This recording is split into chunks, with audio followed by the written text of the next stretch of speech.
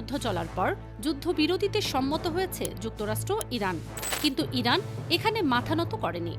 মার্কিন president Donald Trump ইরানকে দুর্বল ভেবেছিলেন, সেই হিসাব এখন উল্টে গেছে। শেষমেশ নিজেই ইরানের 10 দফায় সম্মত হয়ে পিছু হটেছেন। আন্তর্জাতিক সংবাদ মাধ্যম মিডল ইস্ট আইয়ের বিশ্লেষণে বলা হচ্ছে, এই যুদ্ধ ইরানকে মধ্যপ্রাচ্যের চালকের আসনে বসিয়ে দিয়েছে।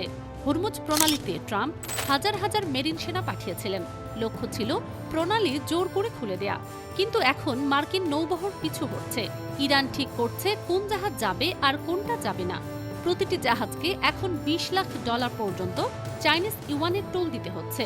ইসরায়েলি সেনাপ্রধান এয়ার জামির 1 মাস আগে দাবি করেছিলেন ইরানের 80% আকাশ প্রতিরক্ষা ব্যবস্থা ধ্বংস হয়ে গেছে, কিন্তু এখন নিয়মিত মার্কিন যুদ্ধবিমান ইরানের হামলায় ক্ষতিগ্রস্ত হচ্ছে।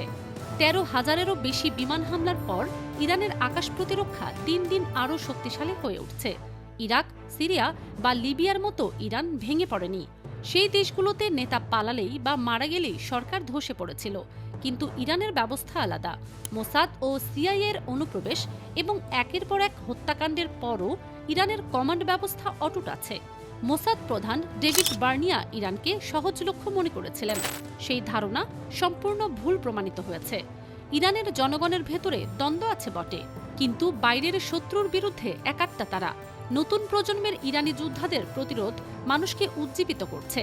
এই যুদ্ধের প্রভাব শুধু ইরানেই সীমাবদ্ধ নেই। এর জেরে এমনকি বর্তমানে ইরান বিরোধী আল সারা সরকারের সিরিয়াতেও বড় বিক্ষোভ হয়েছে।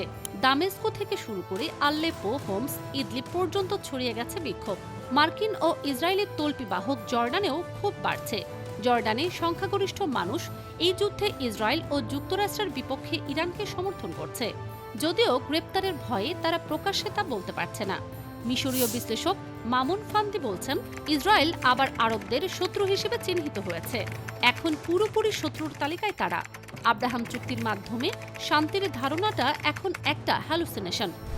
অন্যায্য এই যুদ্ধে হরমুজ প্রণালী বন্ধ থাকায় বিশ্বজুড়ে তেল ও গ্যাসের দাম বেড়েছে। ইউরোপে ডিজেলের দাম 30% বেড়েছে। ট্রাম্পের হামলা ইরানকে পারমাণবিক অস্ত্রের চেয়েও কার্যকর একটি অস্ত্র দিয়েছে, সেটা হলো বৈষয়িক জ্বালানি সরবরাহের নিয়ন্ত্রণ।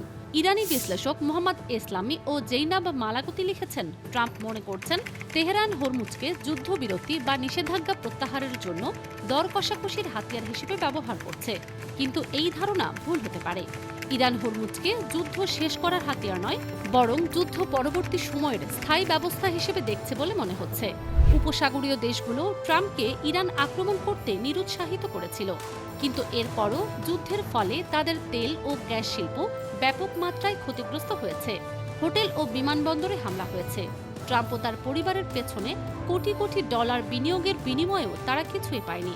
বিশ্লেষকরা মনে করছেন, এই যুদ্ধ শেষে ইরান আরও শক্তিশালী অবস্থানে থাকবে। ট্রাম্প বিজয় ঘোষণা করে চলে গেলেও ইরান হরমুজের নিয়ন্ত্রণ ছাড়বে না। আর মিশরীয় বিপ্লবের অন্যতম নেতা মোহাম্মদ এলবারাদেই বলেছেন, আরব বসন্ত মরে যায়নি, ঘুমিয়ে আছে। দারিদ্র্য, অসহায়ত্ব, অবিচার ও দুর্নীতির বাস্তবতা এখন আগের চেয়েও বেশি স্পষ্ট। নেতানিয়াহু সারা জীবন ইরান আক্রমণের স্বপ্ন দেখেছিলেন। সেই স্বপ্ন পূরণের জেরে সৃষ্ট যুদ্ধ আরব ইরানি, ধনী গরিব, শিয়া সুন্নি সবাইকে এক কাতারে এনে দিয়েছে। ফারজানা মৌসুমী, নিউজ ডেস্ক, দুতিয়ার।